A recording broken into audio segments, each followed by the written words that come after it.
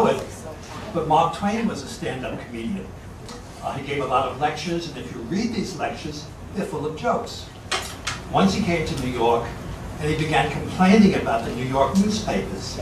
They said the worst things about him. They said he beat his wife, he starved his children, he was always drunk, he mocked God, and he mocked religion.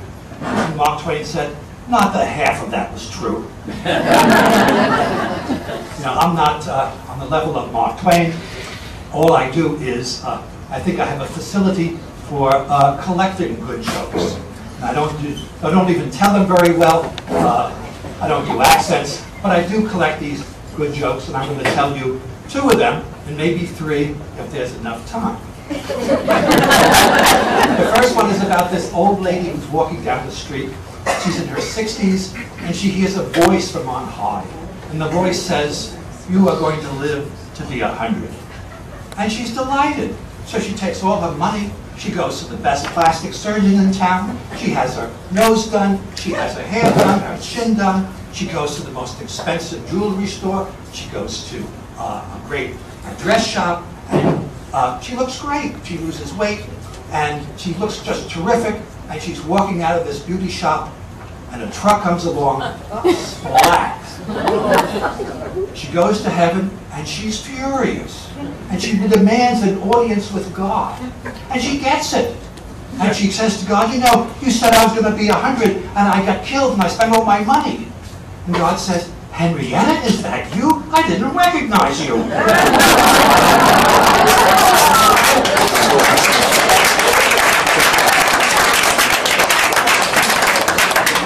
My favorite joke of all time is about this very rich guy who always wanted to be a scuba diver.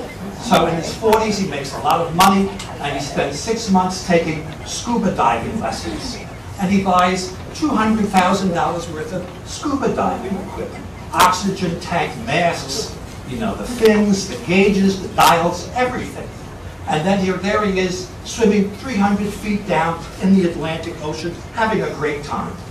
And he looks up, and 10 feet away from him is this other guy who's swimming.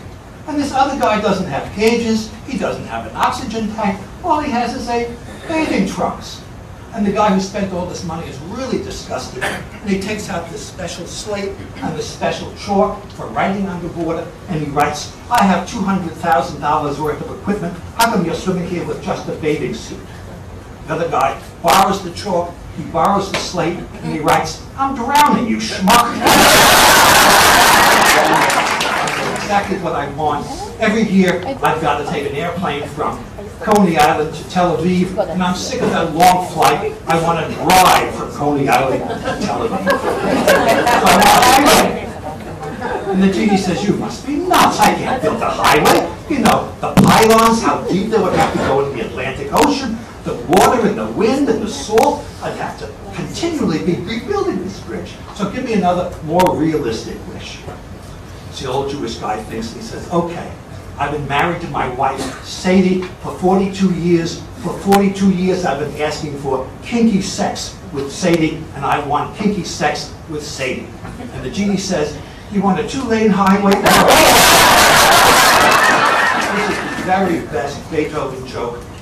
Beethoven's valet says, I'm quitting, Ludwig. I'm sick of you. I've had it. I'm history. And Beethoven says, you can't quit, I need you. You're the inspiration for all my music. And the valet says, me? The inspiration for all your music? Don't make me laugh. Ha ha ha ha.